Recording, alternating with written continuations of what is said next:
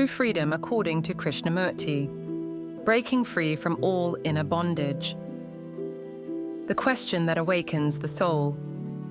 Freedom, a simple word, yet the longest quest in human history. But pause for a moment, not with the intellect, but with the whole of your being. Are you truly free? Are you free from fear? Free from your past? Free from the images you hold about yourself? Free from the expectations of society? Free from the wounds you never dared to touch? Or is your entire life a continuous echo of yesterday? You were born into a family, their beliefs became your foundation, you were educated, and the system taught you what to think. You grew up, and tradition told you how you must live. You entered society, and it dictated your value. All of this shaped you, molded you, and you stepped into adulthood saying, "This is me."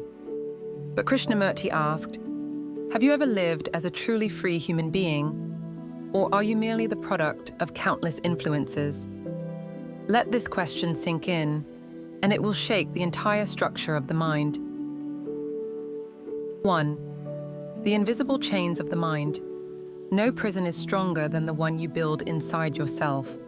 Not society, not religion, not culture, not tradition, but the psychological structures within you, beliefs you never questioned, wounds you never touched, fears operating in the background, desires that make you chase your own shadow. This is the most subtle form of slavery, slavery without awareness. You think you are choosing, but most choices arise from conditioning from childhood, past trauma, fear of judgment, craving for approval, the desire to feel secure, the habit of conformity. Krishnamurti called this the imprisonment of the unconscious.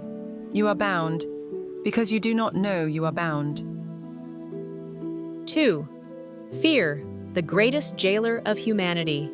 If you observe your life closely, you'll see that every conflict, every hesitation, every pain comes from one root: fear. The fear of loneliness, the fear of failure, the fear of not being enough, the fear of rejection, the fear of being unseen, the fear of losing the image you present to the world. When fear is operating, you no longer choose. You merely react, like a machine. Krishnamurti said, "Where fear exists, freedom cannot be." Freedom never comes from running away from fear. It comes when you turn toward it, meet it, look directly into it, without escape, without justification, without resistance. 3. Memory, pain, and the distorted mirror of the present. We do not see the world as it is. We see it through the lens of memory.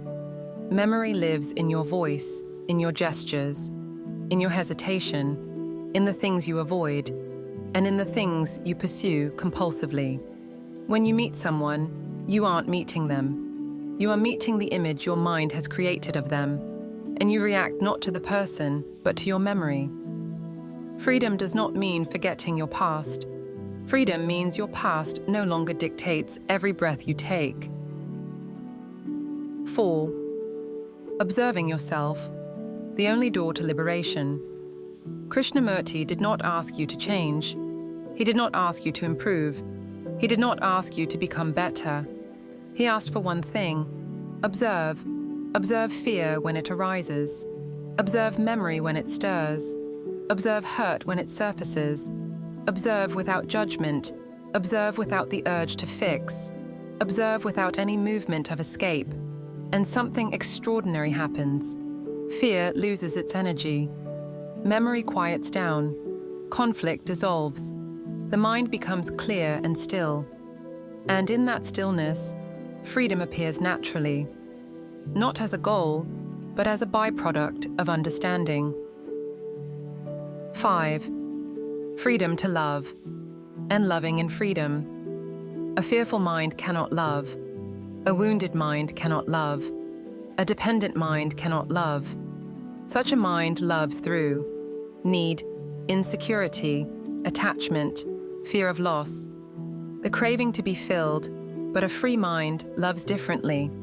Love without possession, Love without control. Love without molding the other into your expectations. Love arises naturally only when the mind is free of inner conflict. Freedom and love are two wings of the same being. 6. Freedom to live as if for the first time. When you are no longer dragged by the past, when you are no longer moved by fear, when you are no longer controlled by the image of yourself, you begin to live, not through memory, not through habit, not through reaction, but through presence. Each moment becomes fresh, each person becomes a new universe, each experience becomes a doorway. This is what Krishnamurti called total freedom. Stepping out of the darkness, returning to your own light. If this journey touched something inside you, then remember, the darkness within you is not the enemy. It is simply the place where the light of awareness has not yet reached. You don't need to fight fear. You don't need to battle memory. You don't need to force yourself to change. You need only one thing. Look into yourself with absolute honesty, with a mind that does not judge, and everything begins to transform. Light dissolves darkness simply by being light. Freedom is not a destination. Freedom is the moment you clearly see what has been binding you, and those chains fall away on their own. If you're ready to walk this path, the path back to your own inner light, stay with me. Subscribe, turn on the bell, and let us continue exploring the depths of truth, of peace, and of absolute freedom. I'll meet you in the stillness where darkness ends and light begins. Step